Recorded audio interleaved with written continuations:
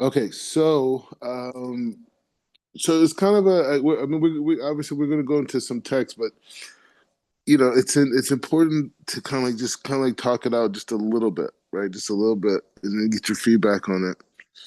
But it's this idea that like Yeshiva Sanhedrin, right? So like, what is the concept behind it? Like, what does it mean, Yeshiva Sanhedrin, right?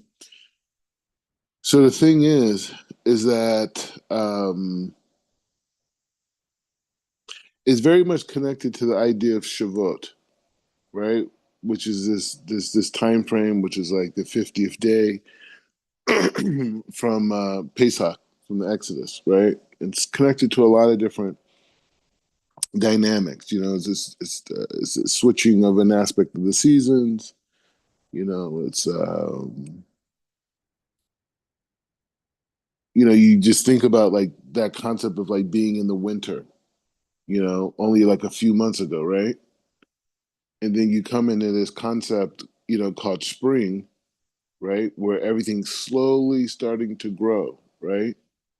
And then now you're moving forward and you're entering this harvesting season, right? So how do we understand that, right? So we're saying that there's an energy that the world emanates, that's an energy that comes from the heavens, that affects the stars and the cosmos and the whole thing, that creates this effect on Earth called winter, right? Based off of the sun's closeness to the Earth, the whole thing. And then the solar system, because of this influence from the heavens, changes in a different way, and then it affects Earth, and then it's called spring, right? And so now we're entering this the beginning of the harvesting season, right? Where you kind of like start to like reap the benefits, and it's like from here, all the way to you know Shavuot, right? And then from Shavuot, you start to switch again, right? So the point is just saying that so we're understanding, everything that's going on from the perspective of the alignment of the universe, and the alignment of the universe, and how that alignment of the universe affects planet Earth, and then how the conditions on planet Earth affect us, right? So like seasons are in essence a spiritual influence, right? I mean, everyone knows, it's talked about. The Psalms speaks about this a lot. But the point is saying, so this is one idea, right? And so every day in between Pesach and in the 50th day, known as Shavuot, right? Which is like 7 weeks, right? And that process, every single day, there's different revealments during that time, different new nuances, revealments. It's a constant moving process, right? So the concept of Yeshiva Sanhedrin is to kind of like really hone in on some very specific concepts, right? One specific concept is people that have an enormous spiritual desire, right?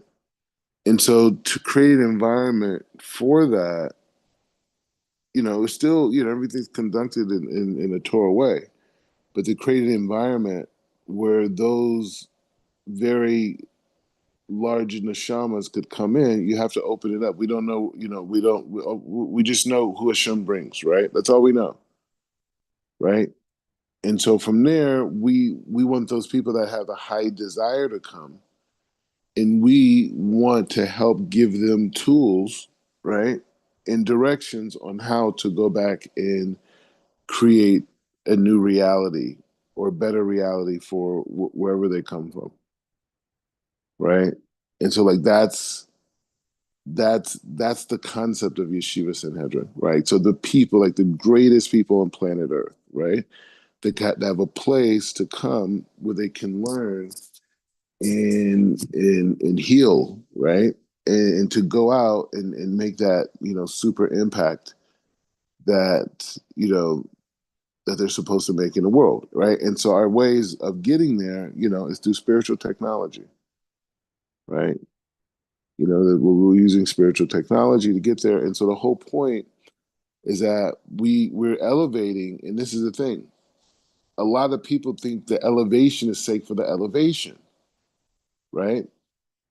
Like an intoxicant or something, right? You get drunk for the sake of you want the feeling, right? But that's not our thing. The elevation is to get you into a space where you can see and connect to things that you wouldn't be able to do without that elevation, right? So we have tefillah, we have this whole process of elevating throughout the day, the different brachot, saying amen, all these things, right? We have all these different types of elevations. So the point is saying that the point is just saying that so there's major downloads during this time because we're understanding like ultimately what we connected to on Pesach. You know what I'm saying? Like on Pesach, like it was such a intense experience like for our neshama, right? That we need it to download in our intellectual mind, right? We need that download to come, and it comes through this process of the Omer. We do. We move forward every day. Every day there's an aspect of grain, which is an aspect of chokmah. You know what I mean? That we receive. Anyway, so with that being said, you know the I want to say it was like yesterday. I was walking on this area, Devika Square, where Devika the street, and I was walking there, and I just had this really intense like moment of like a really strong clarity, right? And the thing is, it was like a clarity, but it wasn't like something I didn't like ever think about before, or like, or haven't been talking about intensely. But I just saw it like so clear, like yes, this is it. And I saw like clearly yesterday that it's like the movement going forward is reanalyzing everything in society from the context of how does it affect my soul. Like everything in society, like I'm talking about even architecture, like how streets are created, right? How this street being made in this design, how does it affect my soul? This food that's being created, how does it affect my soul? um you know um the way I interact with other people, which ways, how do they affect my soul, how and how ways do they not, right? And so this concept is like this is the new reality for all of humanity, right? All of humanity has to act. They all have neshama. They all have a soul. Maybe different levels. This okay, fine, but nevertheless, they all have souls. And not only that, we know that we're at a very unique time in history in terms of what could be achieved spiritually, right? So that idea of the layman, I don't know how connected that idea is to like this generation, right? So the point is just saying that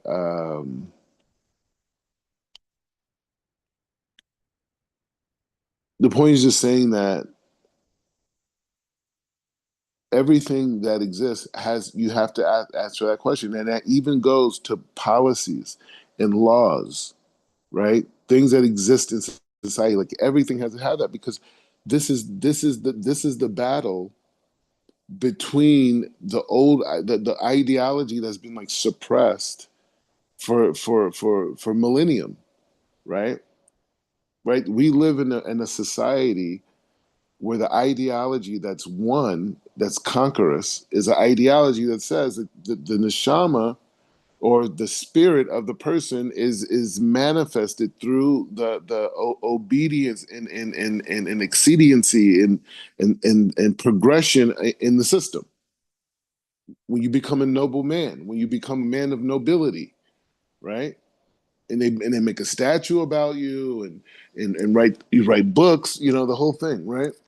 And so that's the dynamic, and where the Torah comes and says, no, the world is actually a series of experiences to invoke the person to use their free will to utilize the Torah in order on how to address these different scenarios that pop up in all of these different uh, uh, uh, um, in all these different scenarios that you're faced with. You're just using free will. Either way, no matter what, you're going to be dealing with the same thing. We talked about that. You're going to the same thing exists, right? The sea's going to split whether you left or not. The only reason why you left is because God told you to, right? And so that concept is like, it just really hit me, like that's the movement in society, is that it's just like, and it's about, everything's about pushing this concept, right? Because it's like this concept is like, even when we think about things like war, right, on either side, how does it affect the neshama? We have to have that in account. And if people say, well, how do we what tools do we have, what tools do we have that show us how to deal with the world based on our neshama? Because I don't want to live in a world that I don't address my neshama. Hey, presto, I have 2,000 years of history on this. Yes, yes, books, every concept you could think of. Yes, yes, yes. When the Torah gives us commandments, when the Torah gives us commandment, that's what it's for. It's for the soul. That's it. That's the movement. You know what I'm saying? And so now, it's just about activating that concept, because the religion concept is like, it's limiting. You know what I'm saying? It's limiting because you have to now, it depends who you meet at the right time. And what I'm saying is that doesn't change somebody who, wants to be a Jew. Because as a Jew, this is what I'm creating. You know what I'm saying? So I'm not taking away from that aspect, right? Somebody wants to be in the Jewish community. Somebody wants to have proper circumcision and be astute in the learning and the laws and those types of things. I'll help. You know what I mean? And then boom, they're involved in the community. Boom, they're involved with that community. Bam, now they have to, now they have no choice but to change the world too. Fine, whatever. But the point is just saying that I'm talking for the broader masses of the world that aren't looking to do that, right? That aren't like in that mindset. So are they left out? Do they not count? No, absolutely not. They're completely account, right? And so the point is like, by these people, the masses of the world, you have to be able to create a mechanism where they understand that they have a soul. And the more that they connect to their soul and think about the effects of their life and their decisions on their soul, right? Now you're going to have to find information that talks about that.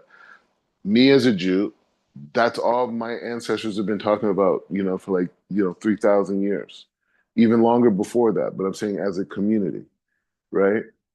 That's all they've been talking about, right? So from that standpoint, hey, come and learn. Here's how we do these things. Blah blah blah. This whole thing, right? Now the thing is, by people who are not of the nation of Israel, right? They're not binded to the laws that we are. You see what I'm saying?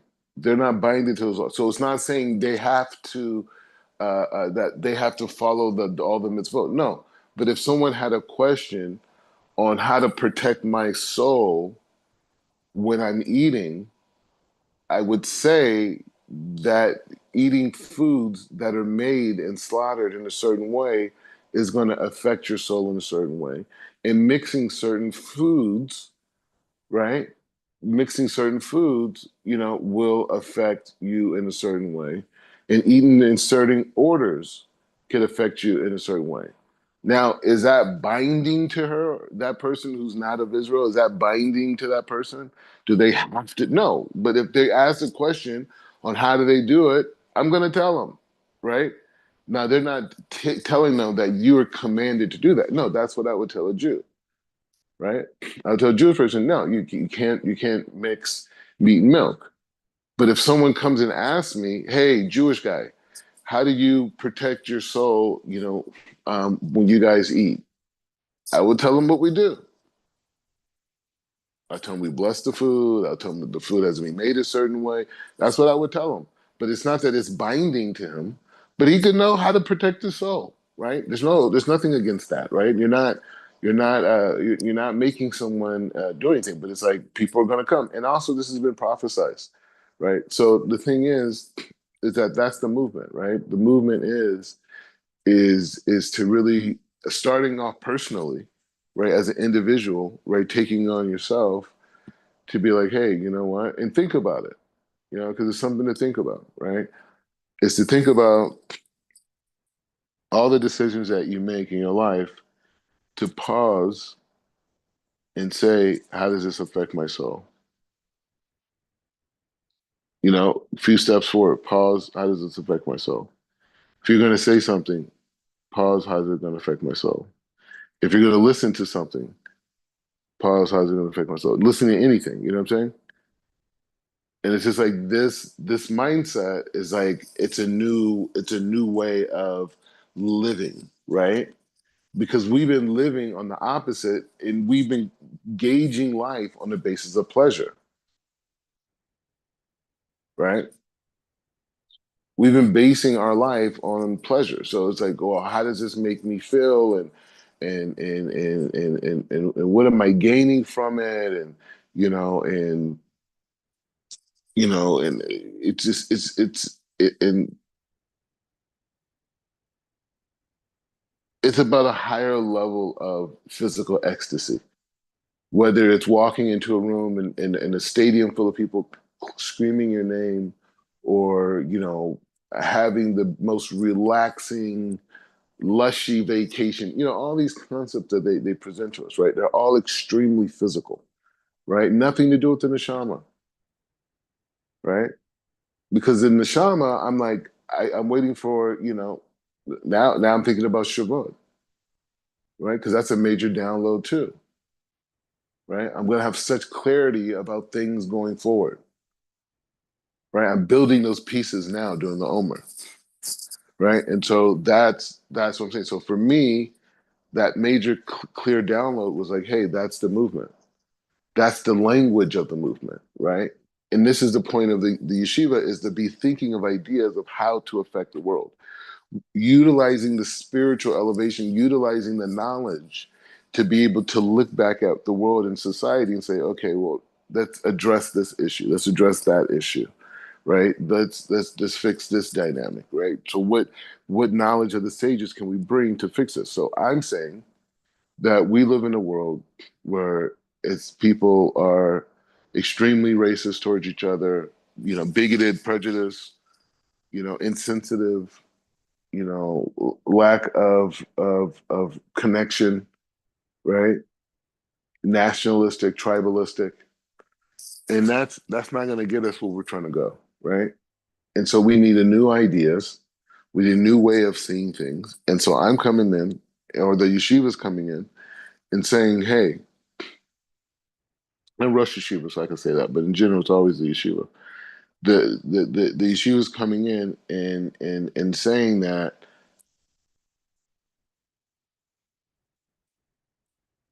we want all of humanity, or a large percentage of humanity, to understand that they have a soul and their soul has needs, and the decisions that they make can affect their soul for good and for bad. And if they want to learn more about the soul, there's information that the Jewish people have. You can learn about it for, like, thousands of years of, discussions, different issues, this, the whole thing. That's it. Nothing to do with conversion, nothing to do with like, oh, you should become Jewish. No, no, it's just saying wisdom, wisdom, wisdom.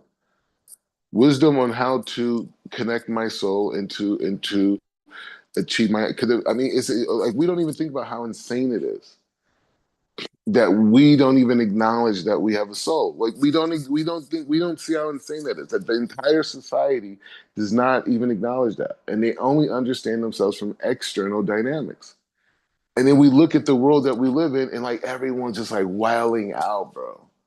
Like people are just killing each other, fools are going to war, people are, just doing horrific things to each other, even in like wealthy, I mean, it doesn't matter. In wealthiest places like America and even the poorest countries, they're all wilding out on each other.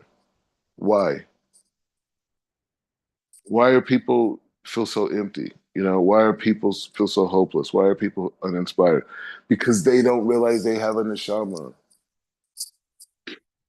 You know what I'm saying? Any thoughts on this?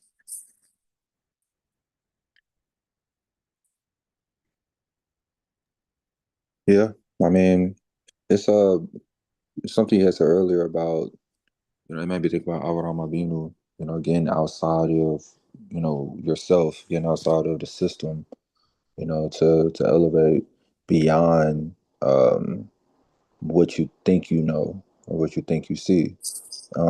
Because there's an eternal source that controls all of this. And then, we were saying that to how does this affect my soul? It reminds me of David Hamelech, how he kept Hashem before him at all times. He would bathe everything through the lenses of Torah. He would see everything how it connects back to his source. And that's the ultimate source of why we're here, to connect to Hashem, to understand Hashem's in all things. And that's the true satisfaction that we'll find when we find our maker in everything.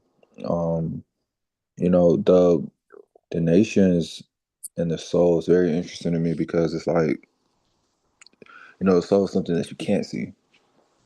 So it's like it's Hashem is gonna have to compel the world to that place, and I guess we can see it happening in the happenings of the world. Like, we had discussions about AI, how it's changing the human social dynamic, and maybe we're getting to that place where people will start wondering, because like right now it's like almost like you have to, like, mental health. It's like everyone has mental health issues. It's a thing that's really being pushed. It's like Hashem's getting to the forefront to think about your how do you feel. You can't see your feelings, right? So everyone's getting big on that, so you can kind of see the progression of it. And yeah, I think that would be a big, guiding light with the, yeshiva, to is rendering almost like spiritual aid to, humanity, giving guidance and direction. I like um that. and it's interesting because, like for myself, and it's one thing I'm learning, definitely, through our Shireen, through learning through you, is how to express to those who don't have that light, who don't have that desire, and it's like it's okay.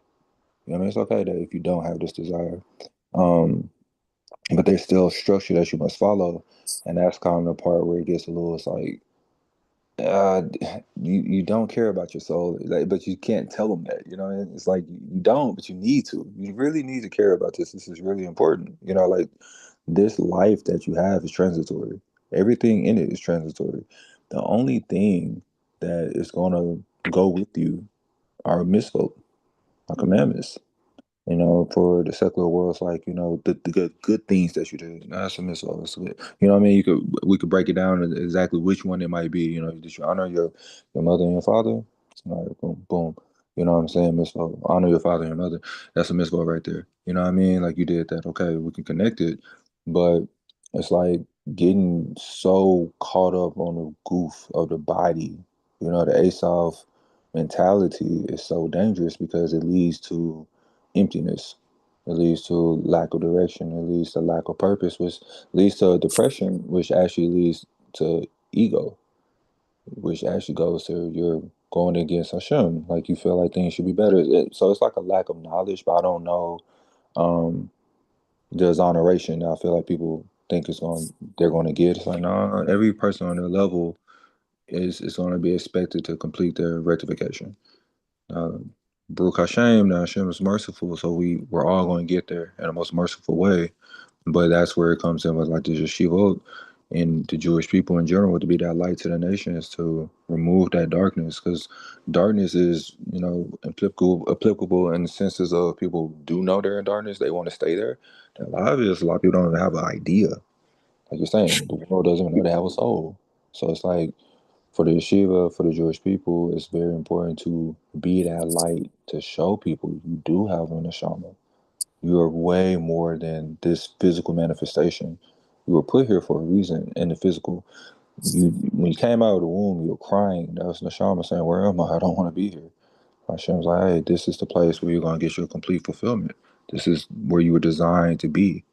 So yeah, Ralph, I'm with it. I think the Sanhedrin's gonna do great things, especially Yeah, with being digital in this world. It's amazing. That's a big thing. yeah, it will definitely virtual. Although there will be a location that I'm Mm, like, the main location will definitely more than likely be here in Jerusalem. Because mm, you just gotta do it. You gotta have the headquarters here. You know what I mean? It's like as much as like I would like to have the headquarters in America with the whole thing. But you know what? It's like it's not it's like the headquarters have to be in Jerusalem, and then they'll filter out to American office and wherever else, right? So the thing is saying that like so exactly you made a very like you made a very interesting you made a bunch of great points, but one point I want to focus on is the idea of seeing that you're more than what you are, right? That concept of being able to see that you're more than what you are, like meaning that I am not just a body. I'm not just, a physical expression. I am a soul, right? And the soul is there to kind of like, protect the body's just there to kind of protect the soul, right? And so but the body is there though, right? And so this body and the soul is saying that I can't see the soul because it's within this frame of this body. Now, how did that happen? We can explain that to you, right? But the point is saying that that's what it is. So when we talk about, well, if the body and the soul, there's more there than what meets the eye, you would have to assume that you could apply that to everything, right? You could apply that to everything that you see, that you could accept that there's more there than meets the eye. And that part that is also there that I can't see, that part, right? That part is affects my soul, right? And so now the context is that everything around me, there's more around me. So now we're building a society that's seeing more that even with the eye can't conceptualize, because this is exactly what quantum physics is saying, right? That the human eye see less than 1% of reality. This is like not my invention, right? This is like something that science is saying right now. But the Kabbalists and the Jews have been saying it for, thousands of years, right? So the point is saying that this concept of starting with the soul recognition is opening another process, which is this other cognitive process, which is there's more around me. Everything that I see physically, there's an energy around it that I can't see, but is very much there. And I can learn about the energies connected to these different things. Right now, we can understand sanitation in a new way. Right now, we can understand even exchange on a different level, because if this is an energy and that's an energy, okay, well, what's the valuable point to me? And so now we're upgrading the economy, right? We're creating this new idea of more expansive levels of exchange, right? Exchanging energies or concepts that express energies, right? Because that's like in essence what music is in a lot of ways, right? Like, it's like, you listen to music, based off of your moods, right? And so that concept of being able to connect to energy is like that. So we're talking about moving society forward and moving us into like a higher age, right? Where it's about like how we could connect to things that are seemingly unseen to the five senses, but very well, but we know that they're there and we want to connect to that and we want to interact that and we want to be able to share that, right? And we want to share that with each other, right? And now, we are thinking in a different dynamic. So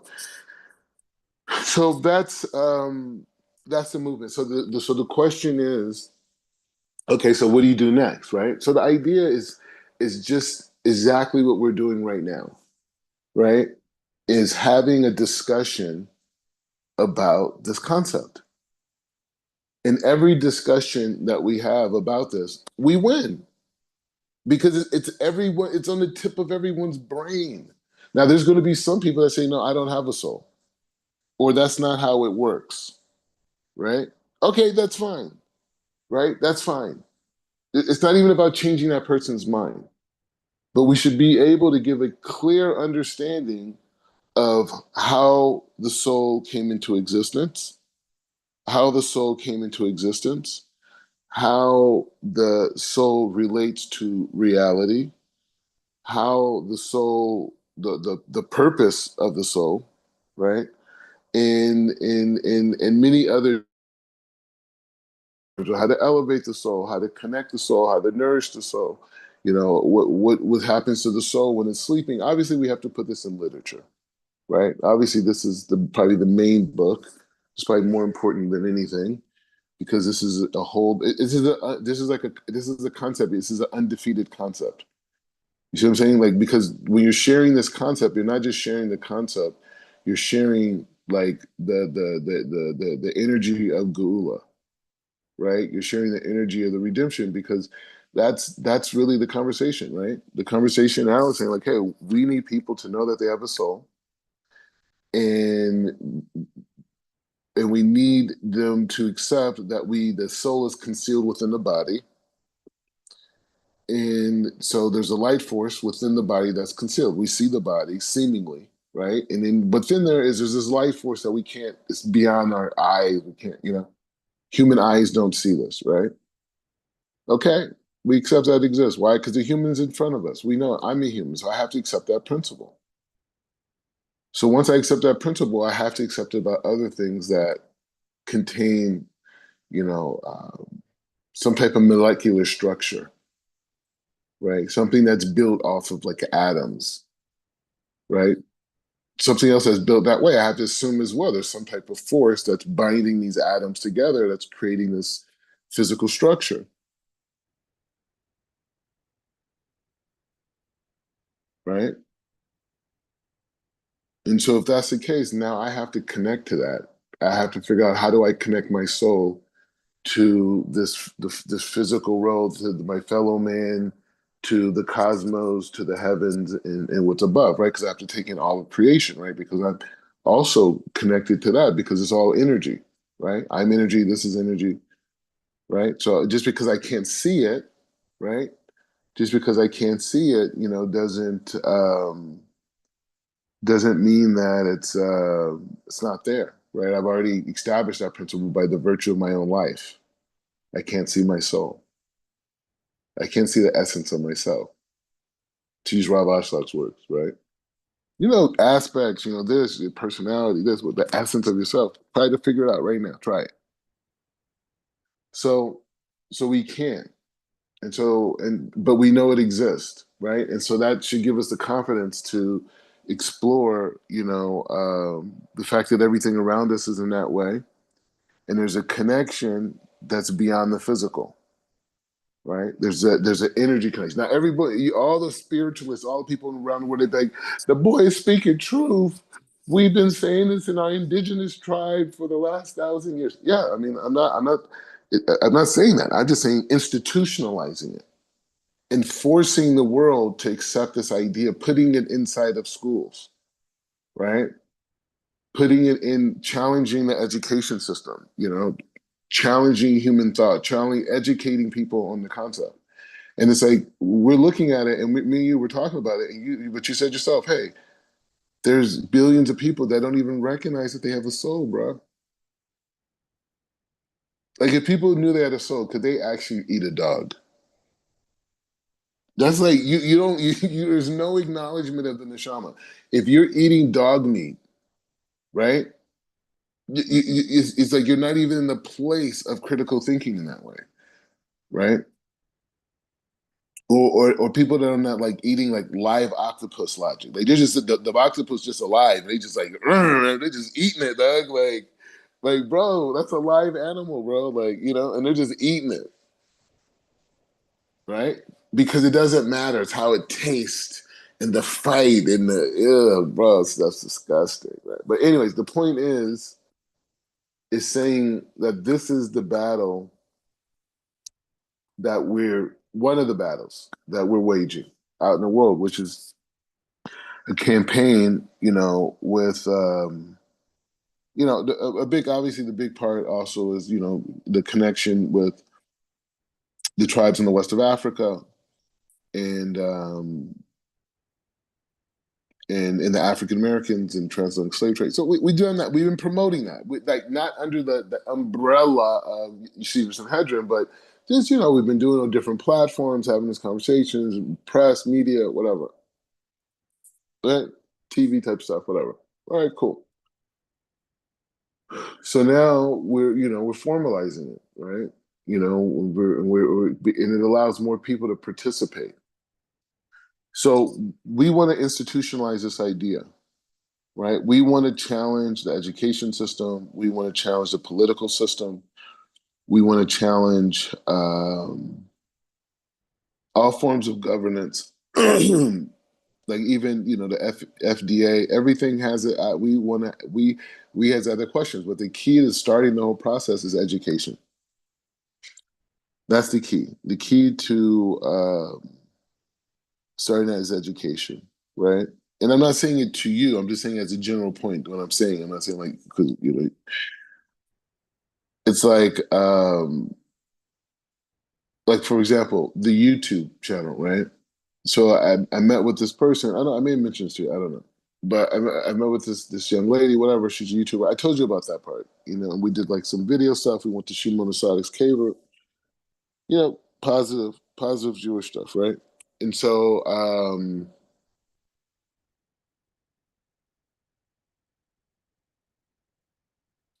And so, she really opened my mind up, about like this whole like vlogging and travel vlogging and this. I never actually met someone in person who like really does this. Like I've seen people who like, maybe traveled and vlog, whatever, but like a person who actively does that and actually makes like an income from it, and like lives in this whole thing. It just like it's very it was fascinating, but she was just looking at my whole thing and she was saying, like, you could do so much, this, like your story, your background, content, this, Black Rabbi, this, the whole thing. So I was just listening to her, and she was really like, hyping me up about it. But she was saying, like, 1,000, with 1,000 subscribers on on YouTube, right? Once you get to 1,000 subscribers, then you can um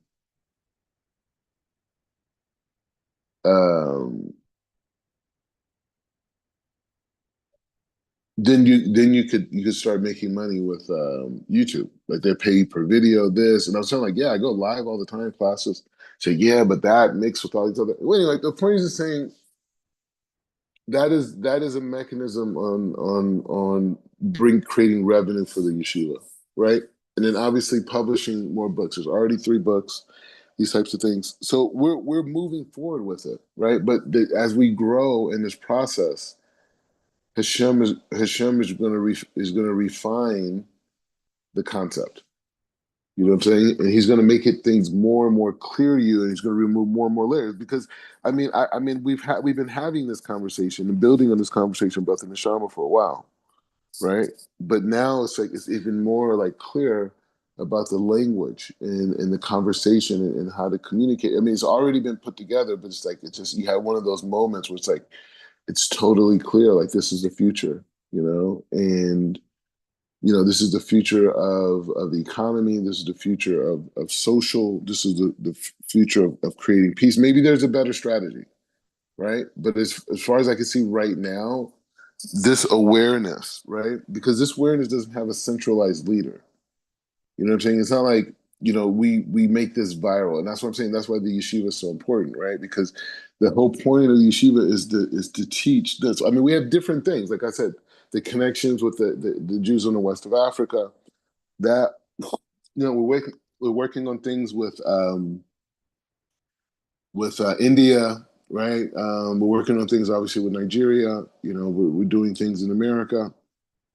And we're connecting the dynamics between African Americans and Igbos and other tribes in the West of Africa. So that's what we're doing, right? So so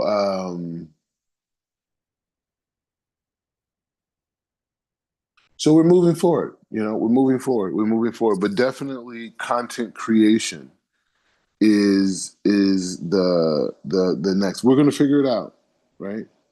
We're going to figure it out. Hashim's going to bring more distribution channels, right? To be able to make that happen because we have to get this information out, right? We got to get this information out, and we need to be like in a spiritual place, like the davening, saying like, hey, you know what? We need to attract the right people, the large vessels, right? We need them to come because that's what helps brings us out because those people have like tremendous platforms and tremendous strength and tremendous, what I'm saying? So like this.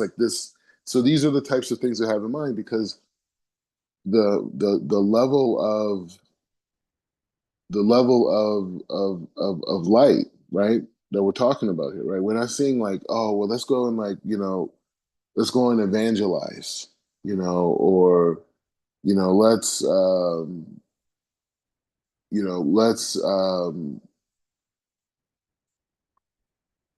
create like some like sub like situation, right? Some offshoot type situation, right? That's not what we're saying. What we're saying is that the main focus is to get information out to people, explaining to them how they have a soul and how they have needs, how the soul has needs. And the system that we're living in, the laws that we're living by are not addressing that, right? The foods that we're eating are not addressing that. The education we're receiving in school is not addressing that, right? So what we're creating is an individual, right? We're creating an individual that's incomplete and suffering, right? So we want to be able to provide information to people on how they can, one, take their soul into an account and different mechanisms that they could utilize to address different issues in their life as it relates to their soul, right? That's where we're at. 9 billion people. How do we do it? I don't know. I don't know. I don't know. But we have the responsibility to get the information out to the people on a simplistic level, right? And our whole thing is making the argument for the soul, right? And the connection to the soul and to challenge the authority system on that basis. Now, the thing is, this is not something that breaks down the system, right? It enhances the system. Why? Because now the individual is going to feel even more connected to social structure and improving upon social structure. This isn't a get rid of social structure thing. No, this is let's improve upon social structure, right? Let's make social structure great again. I'm just joking. But the point is just saying that that's the idea, right? That we looking at social structures and mechanisms in the country in the West, specifically in America, that we're looking at the energy component of the mechanism itself and how it affects our students that we're developing, our workers in the workforce, our innovators, that are on the outside, right? And how that relates to agriculture and relates to, like things like pollution and those types of safeties and whatever. So we're talking about expanding and making a more enriched society, right? The social structure is there. We don't, but this make it better. Let's make it more connected to the dynamics of the soul. And in that evolution and that thought is crippling to other countries that want to stay in very prehistoric ways of thinking, right? But by Americans taking on that population of the West, right, taking on this frame of thinking and connecting to this is a devastating blow to social reform, right, and innovation, and think groups and think tanks, right. So it creates a bigger distance between, people like that. So this is not something that, you know, this is not something that,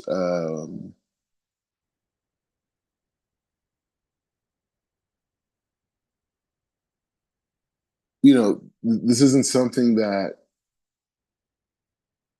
is like there as an anarchist type of a thing, because that's not fair, right? People in the past who had that perspective have failed, right? Because, there's nothing wrong with rich people becoming richer, right? As long as poor people become richer too, right? You know what I mean? Because all these things have so many other ramifications to them, right? You can't just make someone desire to want to be a billionaire. That's a desire level, right? Some people aren't there. They're not, in this lifetime, they're not there, but nevertheless, their quality of life can increase by their where they're at. They could also connect to the 99% in that frame. And so that's the point, right? And that's where we're at in terms of revolution, saying like, no, um, we're not making the argument that we're not making the argument that society, is wrong and society's bad. No, we're not saying that. What we're saying is society's empty, right? And maybe in terms of a frame of evolution, maybe you needed this tohu, right? Of us living in such a way of an external level where we just running into each other and clashing with each other and not connecting with each other, and relationships aren't working and marriages aren't working and this because everything is the external. You're meeting on the external and the whole dynamic, and we only understand ourselves from the external, so we're only introducing our external. But really, what we want to do is be understood internally, right? But we never even matured that part of ourselves or even accepted that part of ourselves because there's no support to such a thought in our society. And so we walk around in life with this whole unrevealed aspect of ourselves that we could feel it. We could feel this part of us is not revealed, but there's nothing we could do about it, right? And in that struggle, that's where we're at. That's where we're at. And so now the yeshiva is coming with a solution, right? A solution for that problem, saying, "Hey, soul consciousness," right? And this is like a new way because now if energetically matters, I kind of maybe not want to go to certain places or maybe not want to live in certain places, right? And some people may prefer to live in certain places that others wouldn't want to prefer to live because of their soul dynamic, even though their families may have lived in a certain place and energetically it's not for them. They have to live somewhere else. So, that's the name. I don't have a name for it, right? I don't have a name for it. But the point is just saying that this is the main teaching mechanism. Format for the teaching mechanism is that's why there's a focus on Kabbalah and Midot. You know what I mean? Kabbalah from the standpoint of not necessarily like Kabbalistic meditations, these types of things, which are fine and great, but more so about the different frames of understanding around the structures and the components of the neshama and how it fits in and functions with the rest of creation, right? And whether it goes back all the way to Garden of Eden, because it was interesting. I had a class yesterday, and the woman in the class said, "So you're saying so basically everything that we're doing is going back and fixing what happened in the Garden of Eden?" I was like, "Yeah, exactly." You know what I mean? So the point is just saying, so that's the thing, right? Because that frame, right? That frame of Garden of Eden was what? There was no that he was warning them about death, right? And so he said, "You're going to die." What does it mean, die? If you eat from that reality of the external reality, you're going to suffer. But if you stay, only eat from the internal reality, etz chaim, the aspect of the life. What is the life? The life is what's internal, right? It's the inner aspect, not the external aspect. The external aspect can deceive you. right? It could look so good, right? The lady in the red dress, right? Next thing you know, you're in a police station. You know what I'm saying? So it can't be a reality based around the external self. It has to be a reality built on the internal self or the internal substance of the entity. And the only way that we know about the internal substance of this or that is by what? The Torah. The only way we know about food, the only way we know about, like, I mean, everything, sleeping, how to even deal with business with that in mind, right? The internal aspects, right? We have laws on how to do business, on how to do it, because there's a whole energy transfer in business, but you can't see it. So how do you know what the right thing to do? You can't say, "Oh, I just feel it. I just feel it. I was feeling it." Okay, so you're living in the reality of what you feel in the external. So you're not connected to the soul consciousness. Soul consciousness is halakha, right? Even if it's seven laws of Noah, right? Still, that's halakha. And even those seven laws, people say that there's different departments in those laws. It's not just like cut and dry. Like it's not like, oh well, don't eat like a live animal. It's a whole bunch of other things connected to that, right? So the point is, you're just saying that,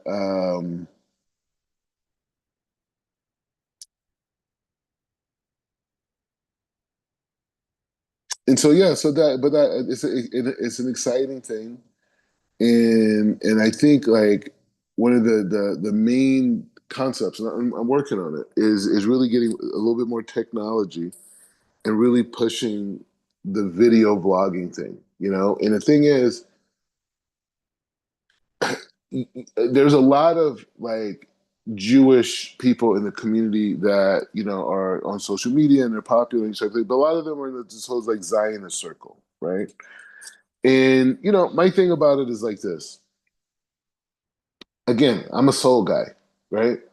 So if you notice a lot of the, like, I mean, I've done a lot of media, okay, but I've done media dealing with specific things, like talking about issues with Kanye West, like was on TV more talking about him maybe than anybody, right? That's not like a television person, but talking about him a lot, but also like issues like Black Lives Matters, Dave Chappelle, other things,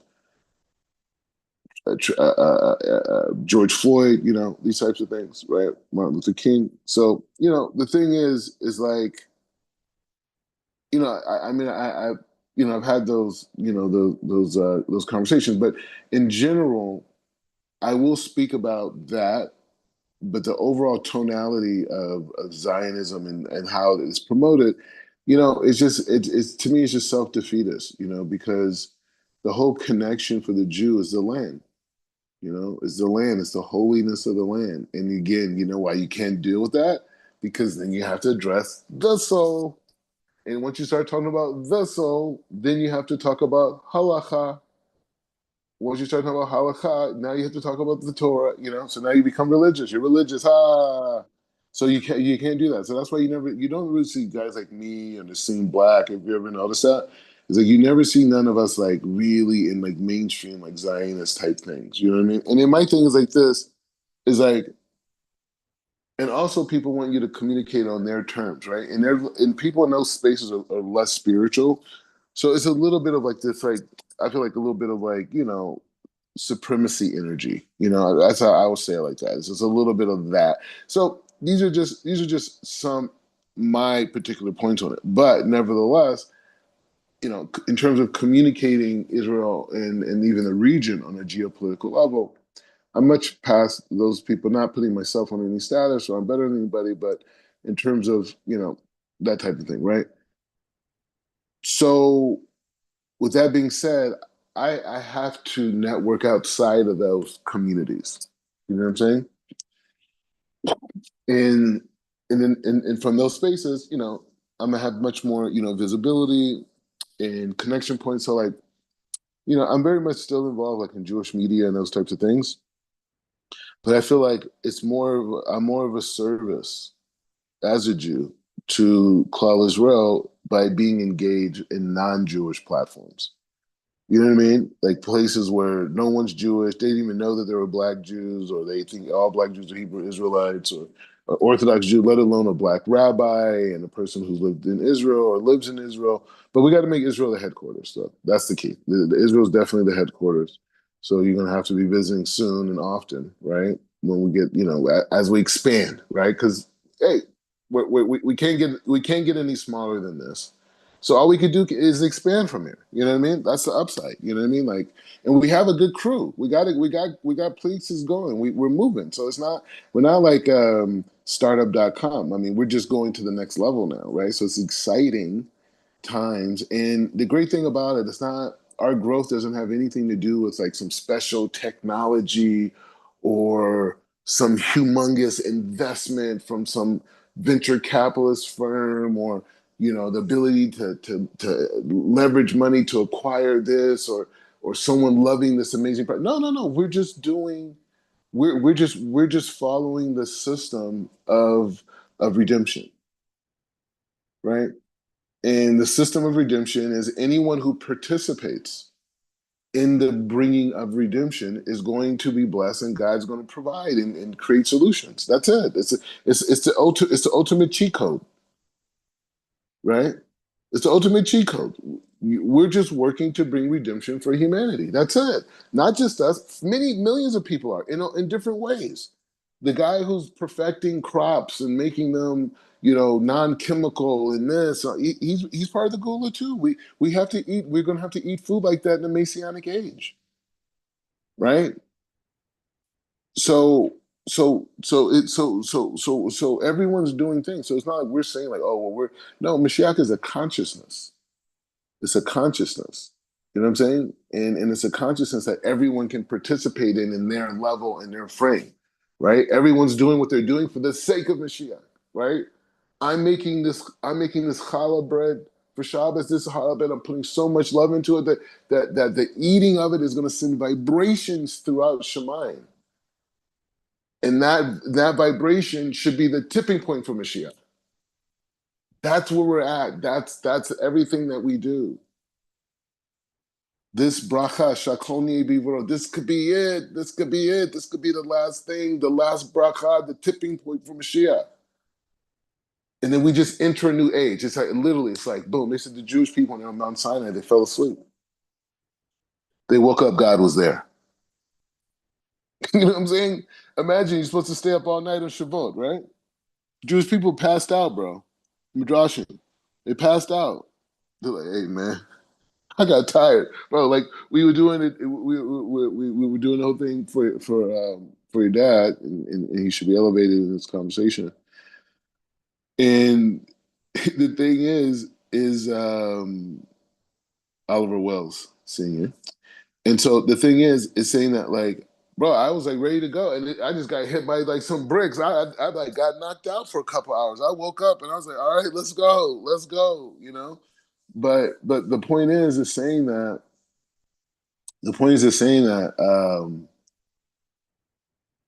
that's where we're at, right? And that's the point, and that's the focus, and and that's why the whole thing works, right? And we have to talk it out, and we have to do it publicly. Why? Because you have to be able to look back and say like, oh wow, like those guys, you know, went on an adventure to bring redemption to humanity, not as the sole providers of that, but rather as doing their part, right? And everyone a part of the yeshiva, right, is doing their part to bring the redemption in everything that they're doing, right? Like every to the smallest mitzvah to the biggest project that we could think of that we're working on, right? Somebody may say, "Hey, I'm building like 50 healthcare centers." You know what I mean? Why? Oh, because we're going to do this. We're going to do this. And within that, we're going to bring people back to the awareness of the soul within healthcare, right? Because you can still deal with the body, right? You can still deal with the body. Imagine how powerful acupuncture is once you accept the relationship between the soul and the body, right? And all these other homeo medicines and these types of things, right? Once you open up the context of so, and I bet you back when these things were created, like I'm talking the ones that are these some of these techniques that are like 1,000 and 2,000 years old, and these like random places in the Middle East, and they somehow now they're in America. I guarantee you, those people had this idea of spirit, and when it came to America, and nothing because there's nothing spirit based. It's like, all right, well, we don't need to focus on that. We're just going to focus on the external stuff, right? But we know that the veins are expression of the tentacles of the neshama, right? The organs, the tissues are expressions of the neshama,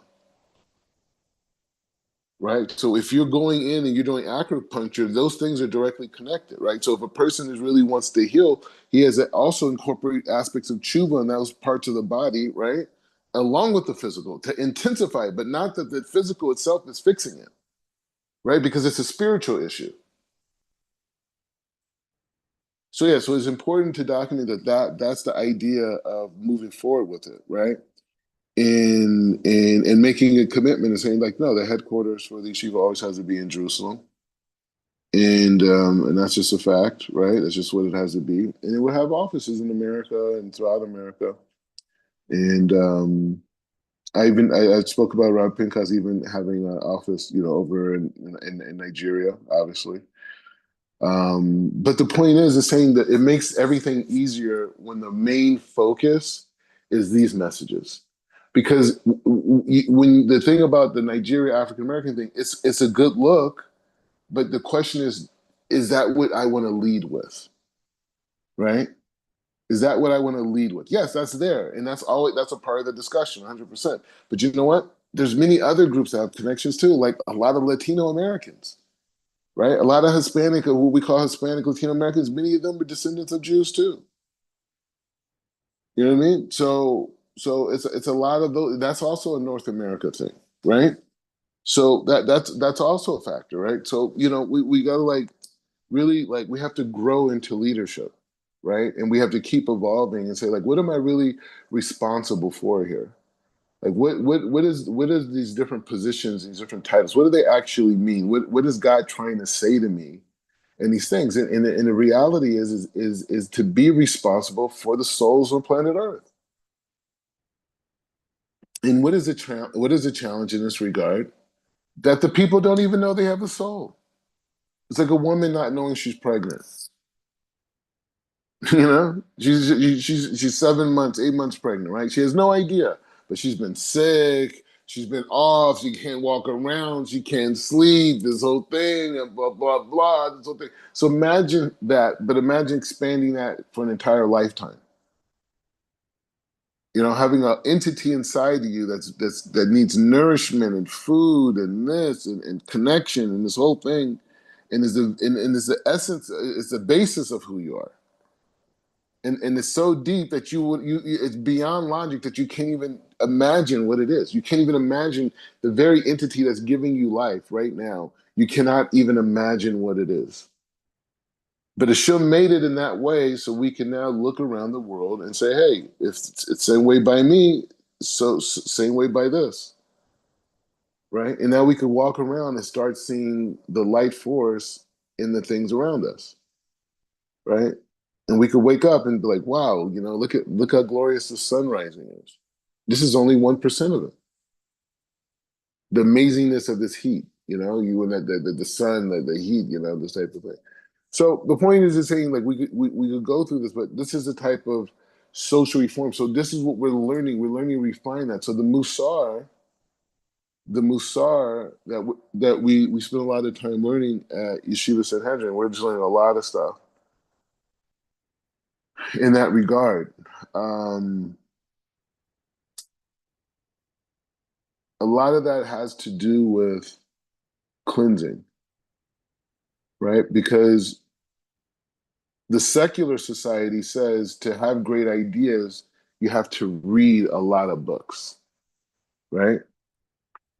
We agree too, but certain types of books, right? You got to read a lot of books. You see these places in London, they have these libraries with I think they even have some library here. I'm going to visit that. I don't know, maybe when I'm gonna do it, but I'm gonna visit. There's some library here that has like the most Jewish books. Maybe I do that next week. See, these types of things would be great video blogs, right? Anyways, so the point is just saying that the point is just saying that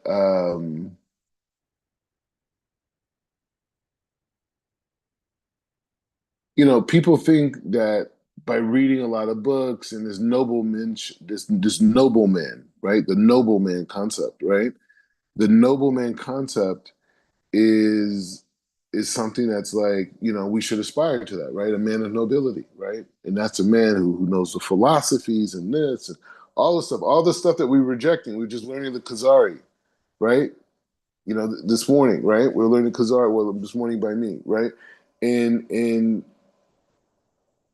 and he's going through Greek thought versus that. And we're going to get back to that, right? Maybe not today so much, but well, maybe we can like in a couple hours. It just depends. Hold on. Yeah, yeah, we've been going into this because this concept is this is just the yeshiva, bro. We haven't even talked it out like this. This is the first time ever talking it out like this. I mean, we've been trading information on it, but and talking it out, but it's the first time I'm like speaking publicly about it. But anyways, but the point is saying, so we believe that information comes through purity, right? We believe that we are basically an antenna that receives messages. And based off of what the antenna is covered in, determines where that information comes from. Does it come from the side of filth or does it come from the side of holiness? Right? And so the way that we make sure the antenna is attracting from the holiness, we constantly refining it. We're constantly cleaning it. You see the guy with the fancy car, he pays the guy to come out to his house and washes his car. He's waxing it this. He gets it waxed with like once a month or something like this, keep the paint nice. But this is us refining the soul, the neshama, the whole thing, right? So that's why we spend so much time with the Musar because we're in a place of purity within the neshama. So we want to have the perfect behavior, the perfect midot. We want the light force of Hashem to rest upon us, to rest upon our bones, because within our bones is the expression of is our neshama, right? And everything, right? So we want to live in this way in line with the light force of the Creator because we want to receive that light because our soul needs that light. Well, number one, God commanded us to do it. But the reason we've learned, one of the reasons, because there's so many levels upon levels, but one of the reasons we're able to comprehend is that God wanted us to correct our soul in this lifetime. So he gave us this process of a body that gave us the ability to go against the inclination of selfishness and ego and pride and vanity, right? And that ability to do that came through this frame of a body and the world around it, right? And all of the other people that exist. So, okay, fine. So now I have this Torah. And so now this Torah is going to help me navigate through these situations so I accomplish the ultimate objective, right? And I'm successful. Okay, so that's what we're working with, right? So, anyways, so that's where we're at on the learning curriculum, and obviously leadership training is a big part of that. I also believe that's a Musa as a way, because all of us are leaders, right? All human beings are leaders, right? Because we're all unique neshamas, right? So we're all leaders. So the active is be activating leadership, right? Activating leadership is a form of booster because we already are leaders, right? By definition of having a soul, right? Who can lead your soul? You. You're free. You lead yourself, right? Now, do you have other people who have refined themselves and grown in certain ways, and you go and you connect yourself with people and you learn from them? Yes, 100%.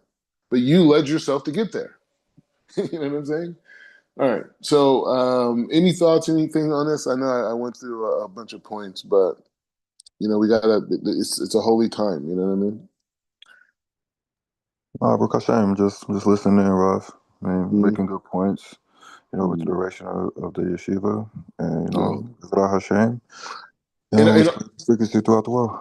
and I do want to say all of this is in conjunction with the Chief Rabbinate of Africa and with Chief Rabbi Pinchas. So it's not anything separate. It's just the way that everything is structured is that I am personally with them, with the organization, right? I'm not on the board as of yet. I mean, but those things are there, and then from that dynamic, we create what we need to create to be successful in our environments, right? So those things are separate in that way. You know what I mean? It's just like whatever we need to do. I mean, we may create a hotel. Who knows? You know what I mean? So the point is just saying that that's separate. But me personally, I have a personal deal with them and that, but that is separate. And just like there's other rabbis around the world, that have the same exact setup as I do. So it's nothing unique. But it's just saying that Rabbi Pinchas is not saying like, oh well, do this or do that. I mean, he has suggestions, here and there, but he's very much focused on Nusak Afriki and dealing with a lot of publishings. I think he says like another 20 books they have coming out and all types of like just high level stuff and it's a whole geopolitical thing that we don't really have to deal with in the West that he has to deal with in Africa. So many idiosyncrasies and details and so Baruch Hashem, we're with him. Our prayers are with him. He's given me a lot of freedom in the Nigeria situation. But Africa is not part of our thing. But it's just because of the transatlantic slave trade and African Americans, we have to be. We're there. We're investing in that, and we're going to be on the ground, right? We're going to be on the ground there. So I'm going to be visiting and building in that whole capacity. But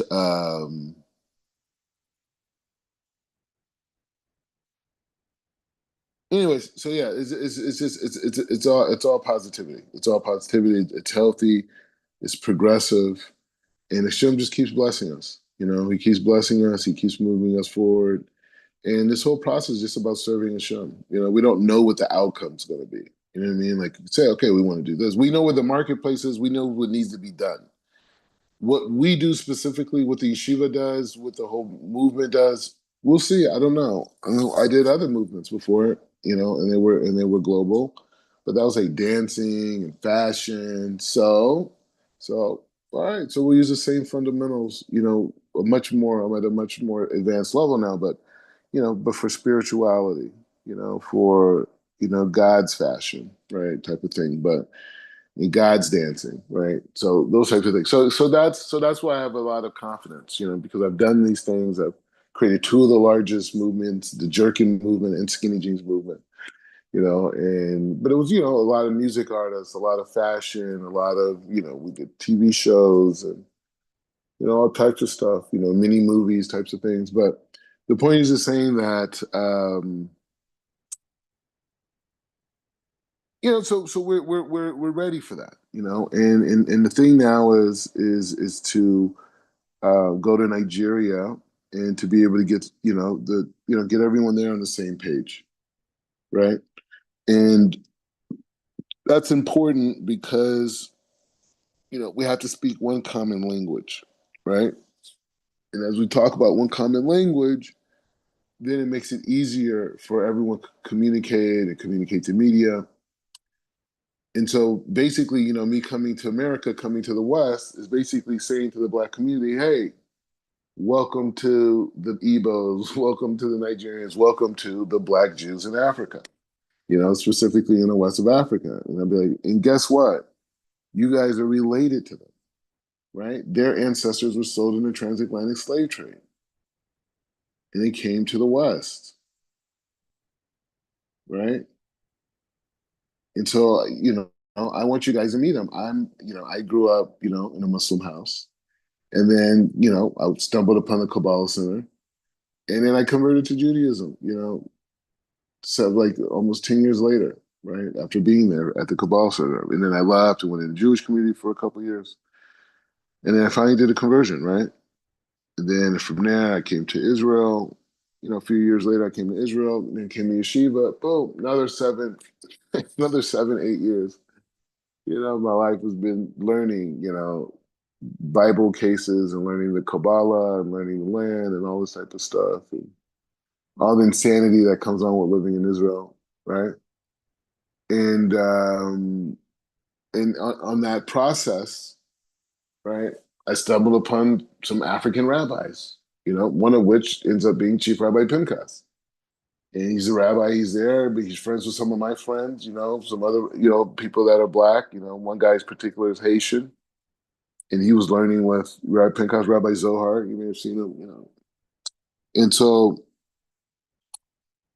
they were already learning, and then he launched this yeshiva in the old city called Bastina Kadisha, and then I started. One thing led to another, and I ended up learning there, right?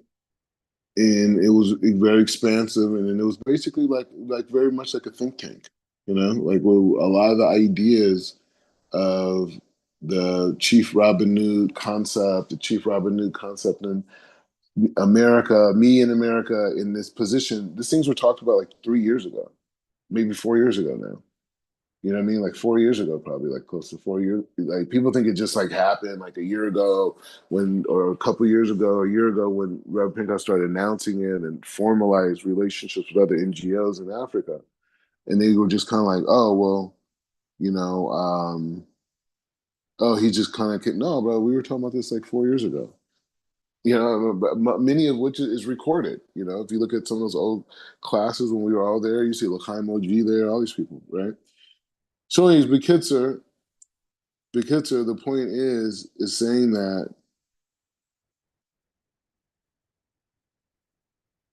the point is just saying so, going back to the African American community and saying that, hey, this is an aspect of our history, right? This is an aspect of our identity. And this aspect of our history and our identity has not been put into our school system, right? And we know it's not a mystery. Like we know. I mean, people could do genetic testing. They could see, if they're from Nigeria, the vast majority of African Americans will have that. And you could talk to the Nigerians and those people, and they'll tell you how everything happened from their end with the slave trade. They don't have an objective bias. You know what I'm saying? They're just talking about their lives, bro. They're struggling over there, right? And so, not everybody, but I'm saying some the vast majority of people are. Wars, famines, those type of things.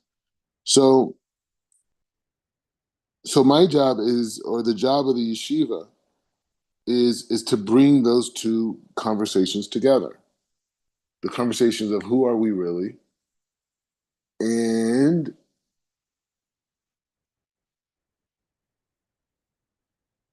where are my descendants? And that's on both sides. That's on the Igbo side and the African American side, right? And so that's the focus of that mechanism, is to institutionalize that idea. So that also needs to be in schools. That also needs to be, anywhere Black history is taught, anywhere Igbo history is taught, anywhere Jewish history is taught, anything to do with transatlantic slave trade, any of those spaces, this information needs to be a part of that. Or you're doing an injustice, right? Or you're doing an injustice. And this isn't like a DEI or any of these type of things. This is nothing to do with this. Is basic African American history, Jewish history, and American history, all intersectionality together. And it's a real thing. Now, am I saying every African American is from that? No, it's not. But it's enough that it should be known that this is part of the history. Why conceal it, right? So that's the point of the African American thing. And so that on that is so for me, like a lot of people think like, oh well, I want to go to America and I want to be like this like big leader and get all these followers. And no, it's nothing to do with that. My focus in North America is institutionalizing, or the focus of the yeshiva is to institutionalize the concept of the relationship between African Americans and in the tribes in the west of Africa. And obviously, I mean, we obviously there's an economic component. There's a tremendous amount of publishing connected to it. There's a tremendous amount of even maybe licensing, all types of things for sure. It's a $1 billion industry, right? It's a whole thing. It's a content like it's endless. right? Fundraising, this, campaigns, events, this. I wrote a thing about the Igbo economy, the Igbo Africa. That's one piece. That's just one piece. That's just tourism. I've been talking about food, you know.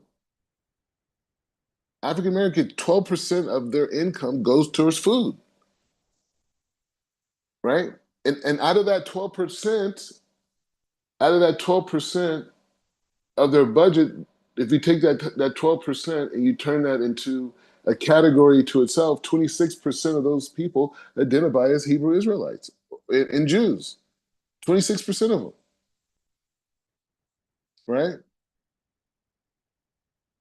So so that aspect of providing food, there's no brand. There's no brand for food that's good for your soul, that's kosher, right?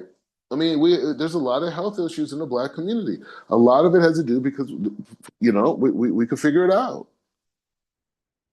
So it's just saying that. So even on the food level, the food level is a whole world in itself.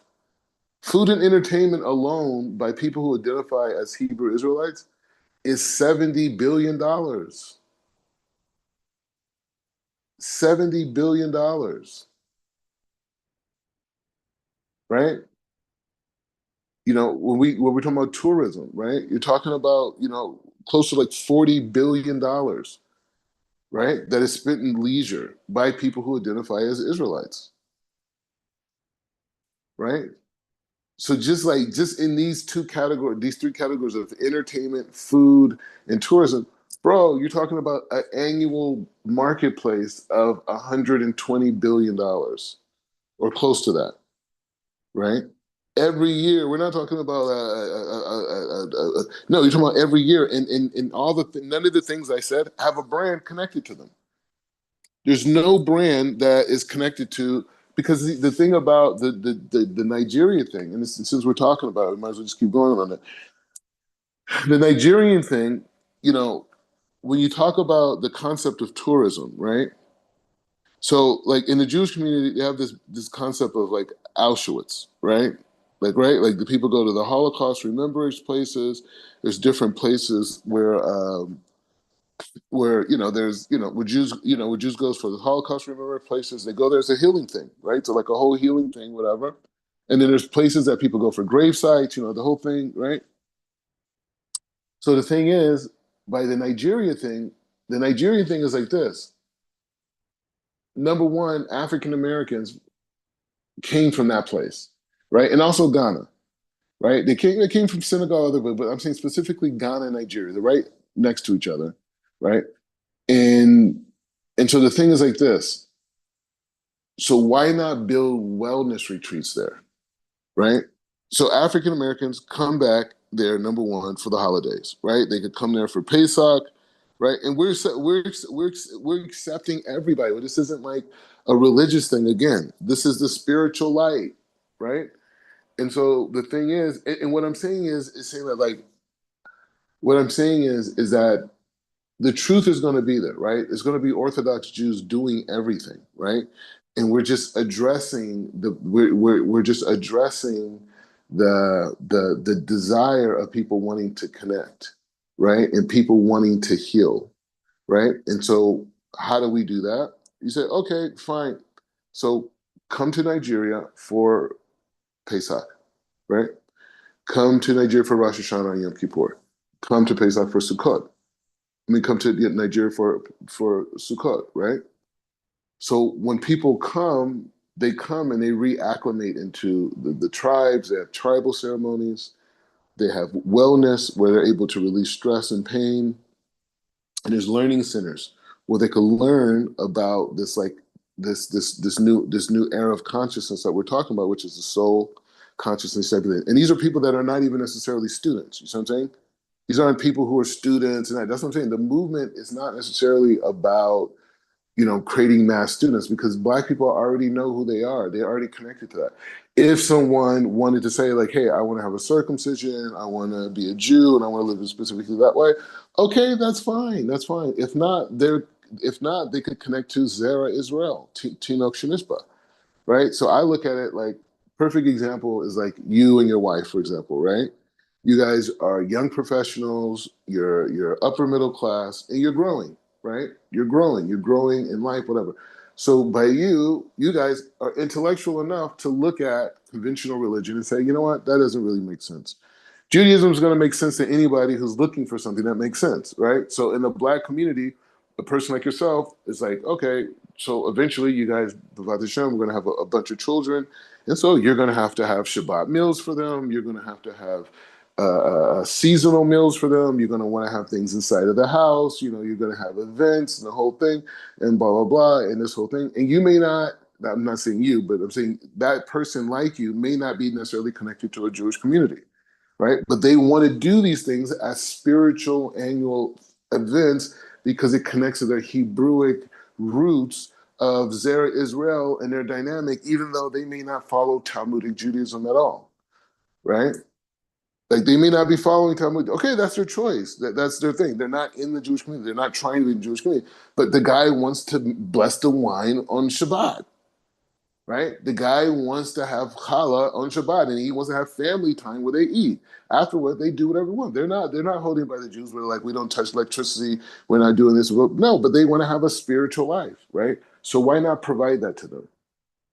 Right? When I say to them, I'm saying to that community and anybody, right? Any human being. I'm just saying it's the conversation starts with African Americans because of the 200-year long history they've had with Judaism in America, right? In all the different stories and narratives and this and all the different things. So they're already in that conversation and have been for hundreds of years in America.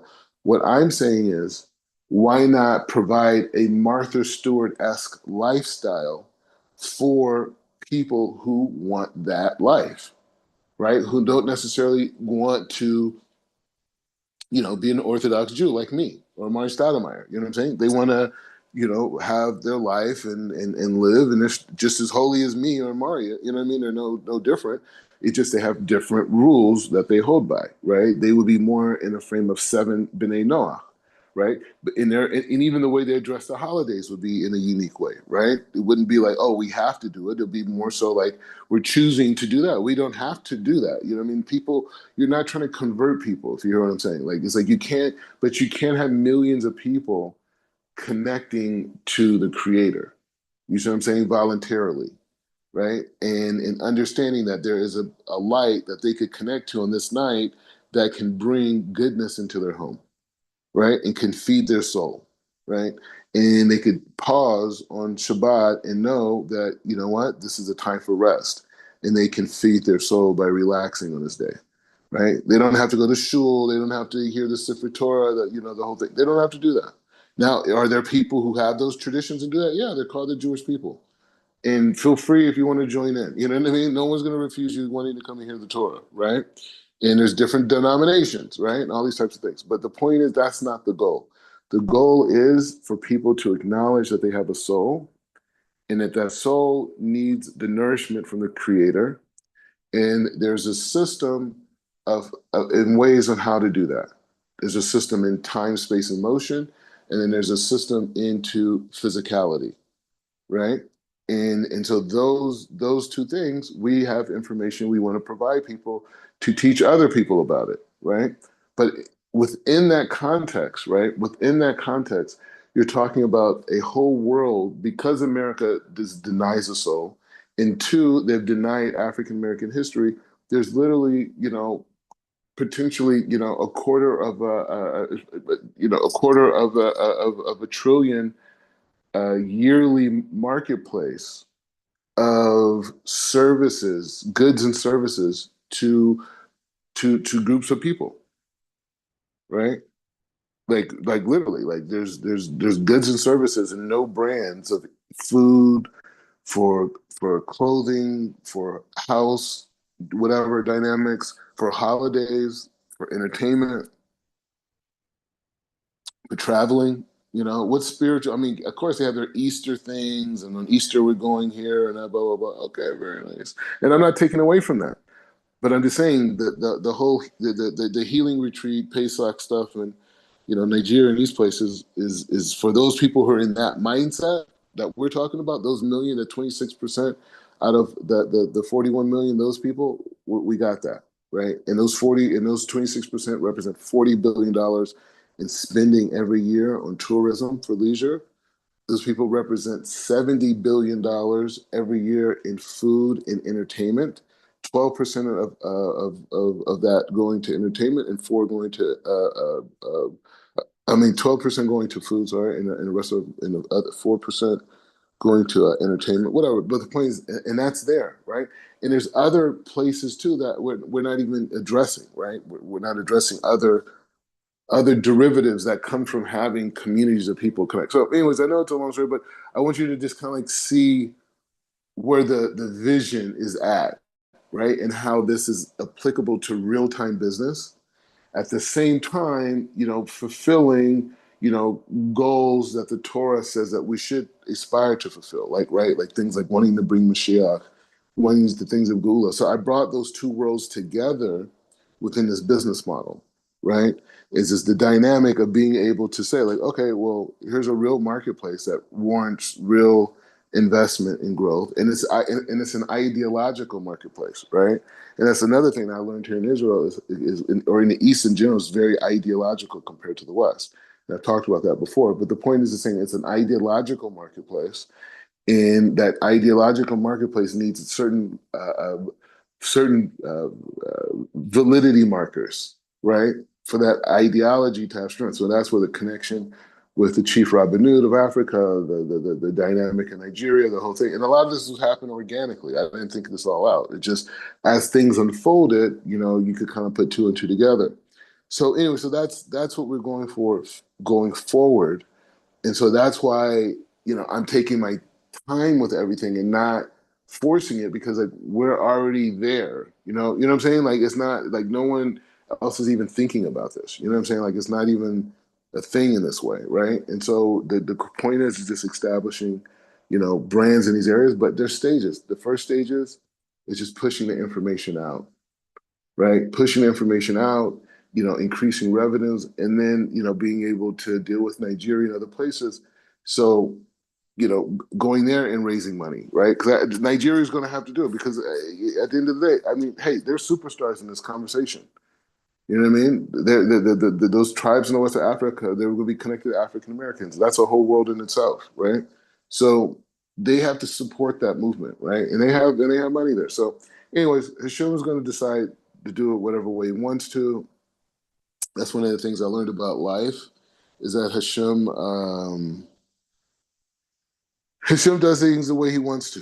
You know what I mean? And how he wants to, and when he wants to. And my only job, as being the head of the situation in this way, I guess, is to stay pure and to stay holy and to stay truthful and to stay focused, right? And so there's no better way to do that than through teaching and learning. You know what I'm saying? And as the business things come to you, you put them out and you make those connections, but you run back to teaching and learning and building your home, right? Building, your family, the whole thing. So those things are the most important. That's where all your energy comes from, is the family and learning. So that's my only job, right? And then Hashem's going to figure out the West and then what's the right way to do this. Even the ideas I have, these are Hashem's ideas. They're not my ideas. He gave me these ideas, right? He brought the marketplaces. He created a dynamic. He did this whole thing. So I'm just like, oh, okay, I get it. Why he put business. He trained me in business before. I came to Israel for many decades. You know what I mean? Not about many decades, but decades before, right? So, anyways, we'll finish the share here, but this is just one. We this is kind of like how we're gonna sometimes have conversations about big picture visions and goals and concepts, because part of this is things that we should be thinking about. What concepts can I do, or how can I support this concept, or whatever. And eventually we'll open a conversation up to more people and these things, but it has to start with purity. So that's why, it's me and you dealing with this right now. But the point is just saying, like, that imagination, right? That we have the tools to fix the world. We have the tools to create new ways, but we have to know what it is the fixing of the world mean, right? It's Geula, it's redemption, right? So what's redemption about? Redemption is a reversal of reality. It's a reversal of reality, the opposite of how we see it now. So what's the opposite? The soul is in front and the body is behind, right? We see the world this way: is that the soul is in the body's in the body's in the front, right? No, the soul's in the front. Everything is there to for the soul to do its correction. That's it. No, the world is about the pleasures of the body and the feelings that we. No, that's not it. So, anyways, so we're going to defeat that thought, right? We're going to defeat that thought in the world, right? And we're gonna make such a convincing argument of truth that the people of the world are going to be swayed and say, hey, you know what? We believe that we have a soul, and this soul needs to connect to this infinite source that some people call God, or different types of names, but it's the God of Abraham, Isaac, and Jacob. Why? Because the technology and the thought of it in itself originates by them. And they're the only ones that claim that they have a technology to concisely deal with these particular issues and address them. And not just them, all of their descendants have had a tradition of this, right? It's like a nation full of doctors, right? Of the soul. So that's the argument to the world. So I believe, right, that when meeting with people and talking to people about that, and the story and the picture that you can show of a potential future reality by just accepting this idea, I think 9 times out of 10 you're going to win in that conversation, right? And even that 10th person who says no is only because they're going to do it when they're by themselves. But most people you stand in front of and you give a presentation about the dynamic of the soul and the future world that could be created by people acknowledging this, it's nobody that Elon Musk can't compete with this. Nobody. We're beyond the robots now. It's very nice. The robots, good. Do the work. Do the work. Anyways, so we'll continue on, but very important conversation. Think tank conversation is like I think one of the first think tank public at least think tank meetings. People coming in late. Um, hold on. I'm sure. Shalom, shalom, shalom, shalom. Shalom, shalom. So we're just finishing up, but I was gonna jump. We're gonna do our session in like at 17, but we started at like whatever. We've been going for a while. Ochanel's had a lot of stamina because I just been going off. We've been hammering a lot of points, Okay. but yeah, we've been going through it. But but the point is the same. So, but at 17 was it 16? Yeah, at 17:30, we'll jump back on for the next class or whatever. But anyways, Okay. but we're finishing here. Otino, you have any last points before we head out? No, Rob, Baruch Hashem. I'm getting ready to start my day. So Baruch Hashem. All right. Baruch All right. atah Adonai. Baruch atah Baruch Adonai. Hashem.